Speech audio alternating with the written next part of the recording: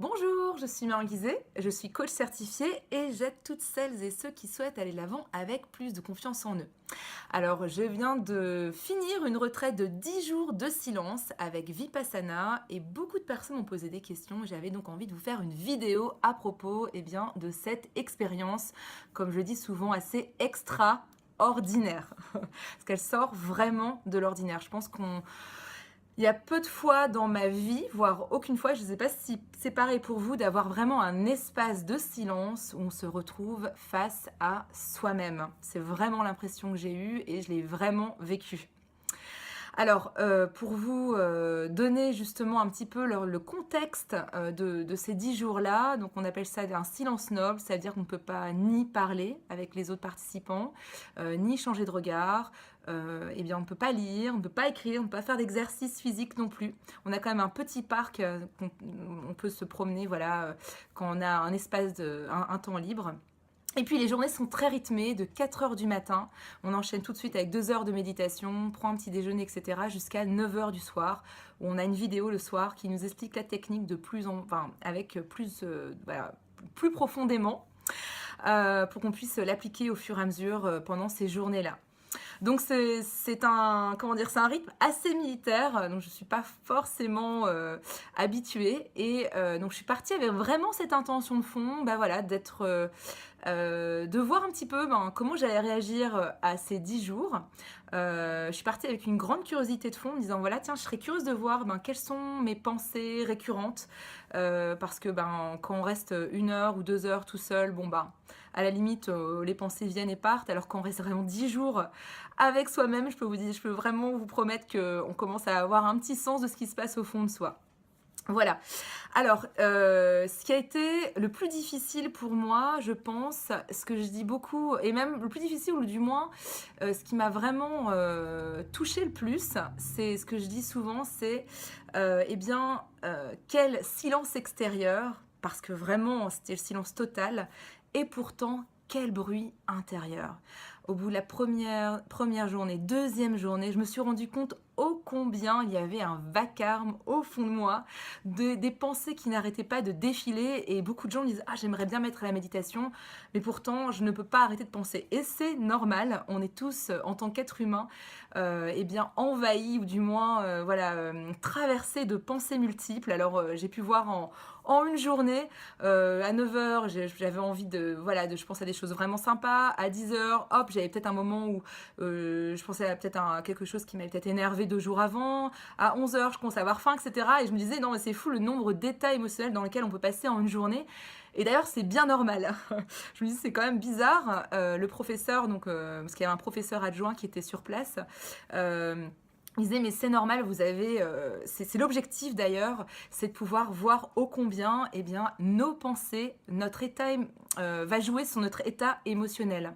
Et l'objectif de la technique Vipassana, donc Vipassana ça veut dire regarder la réalité telle qu'elle est, l'objectif de cette technique-là, de pleine conscience, c'est de pouvoir stabiliser notre état d'esprit, d'observer nos pensées plutôt que de réagir à nos pensées. Parce que ce qui se passe en fait, c'est que justement quand on commence à avoir des pensées qui nous traversent, que ça soit de la colère vis-à-vis de quelqu'un, de la tristesse, de la joie, on va être plutôt dans un état de réaction, on va pleurer, on va vouloir parler à la personne pour dire ce qu'on pense, etc. Et en fait, c'est un enchaînement de réactions. Alors en fait, ce que les bouddhistes ou la méthode bouddhiste veut vraiment nous inculquer, c'est plutôt d'être équanime par rapport à ce qui se passe dans nos vies, d'être plutôt dans l'observation des sensations qu'on vit parce qu'elle nous appartient avant tout, avant de répondre à la personne ou à la situation de manière beaucoup plus équilibrée. Cette technique super intéressante de pouvoir justement être plus dans l'observation dans ce qu'on vit. Alors, donc on a pu, justement, au bout de la 3e journée, expérimenter encore plus la technique. Donc, pendant les 3 premières journées, on a dû vraiment, l'objectif d'observer notre respiration. Donc, vous pouvez imaginer, pendant 3 jours, on a fait à 10h30 de méditation par jour. Donc, à la fin, on a 110 heures de méditation. le record absolu pour le moment dans ma vie. Mais du moins, enfin, ça a permis donc justement pour les 3 premiers jours d'abord d'observer ce qui se passe en termes de, bah voilà, de notre respiration, de ressentir l'air qui arrive, l'air qui repart.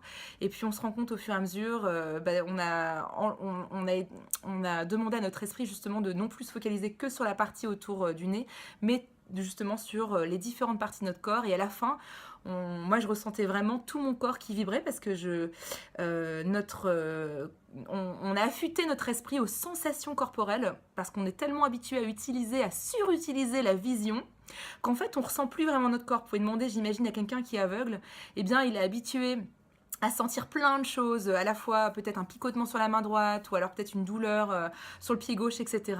Et nous, on n'est plus vraiment connecté à notre sensation corporelle parce qu'on utilise énormément la vision et peut-être un petit peu trop.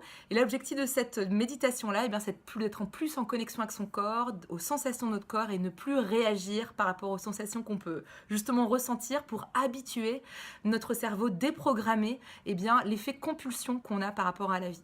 Enfin, par rapport aux situations de notre vie. Voilà, donc c'est une technique qui est très large, je pourrais vous en parler pendant des heures. Les bouddhistes ont une approche très intéressante. Ils disent qu'on est beaucoup dans le passé ou dans le futur, qu'on a soit une vision plaisante ou non plaisante, soit j'ai envie d'eux ou j'ai surtout pas envie. Et très peu de fois, en fait, on est vraiment dans le présent, à un état vraiment équanime. Donc l'idée, c'est d'habituer notre cerveau, de reprogrammer notre cerveau, notre état d'esprit pour revenir à cet état-là d'équanimité.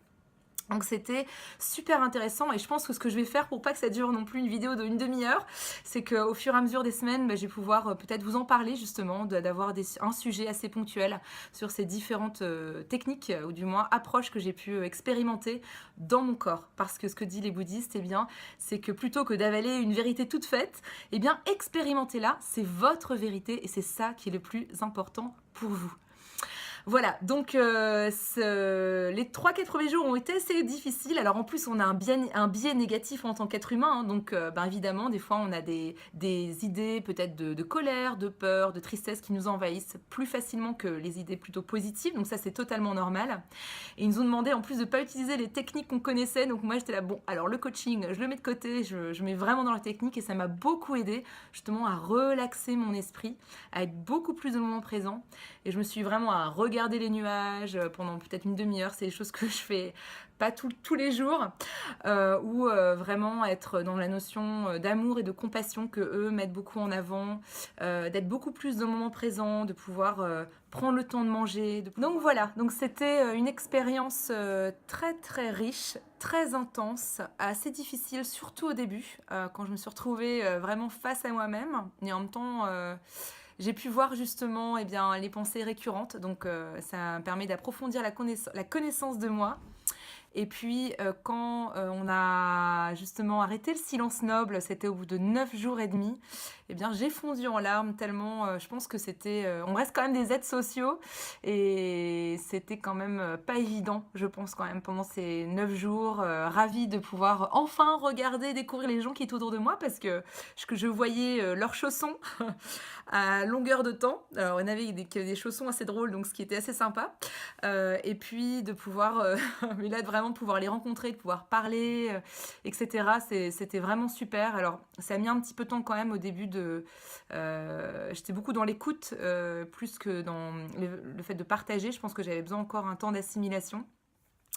Et puis quand je suis revenue ici à Vancouver chez moi, pareil, je me suis vraiment vue faire les choses plus au ralenti. Et encore là maintenant, quand je mange sans mon téléphone ou sans regarder les nouvelles, par exemple, d'être vraiment consciente de ce que je mange, consciente plus de ce que je fais. Quand je suis là, je le vois. Bon, là, c'est encore tout frais, hein, mais quand je suis dans la rue, de pouvoir marcher et puis sentir sous la plante de mes pieds, enfin voilà, d'être plus en contact de mes sensations corporelles, d'être plus dans le moment présent.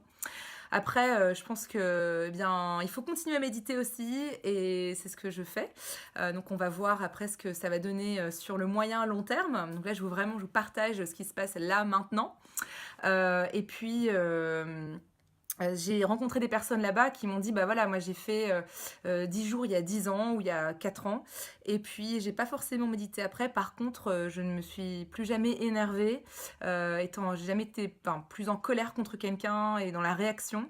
Elle dit: «J'ai aussi dépassé des défis dans ma vie, j'aurais avec un calme intérieur et vraiment un côté ancré, que j'aurais ça enfin, que ces personnes ont eu grâce justement aux 10 jours Vipassana parce que je pense que ces 10 jours sont assez marquants, mine de rien, et on rentre vraiment dans la profondeur de qui on est. Alors, vraiment, je le recommande à toutes les personnes qui ont envie d'aller plonger en elles-mêmes, qui ont envie d'apprendre à mieux se connaître, de pouvoir apprendre, qui sont intéressés aussi par tout ce qui est méditation pleine conscience, parce que c'est vraiment l'endroit aussi. Et là, on expérimente vraiment la, la question d'impermanence avec nos pensées qui partent, qui reviennent. Et c'est pas juste un concept qu'on lit dans un livre. Et on voit vraiment que la méditation nous aide à relaxer notre esprit.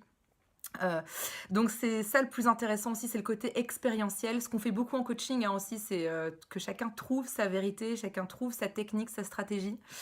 Et puis, par contre, je ne recommanderais pas forcément aux personnes, ça c'est mon opinion en tout cas, je pense que si il y a des grandes instabilités émotionnelles sur le moment, eh bien, je pense d'attendre encore un petit peu pour se stabiliser avant de pouvoir y aller. Dans ce que j'ai vu ici, en tout cas, dans l'équipe dans laquelle j'étais, il y avait des filles qui ont eu, par exemple, des crises d'anxiété ou d'angoisse, etc.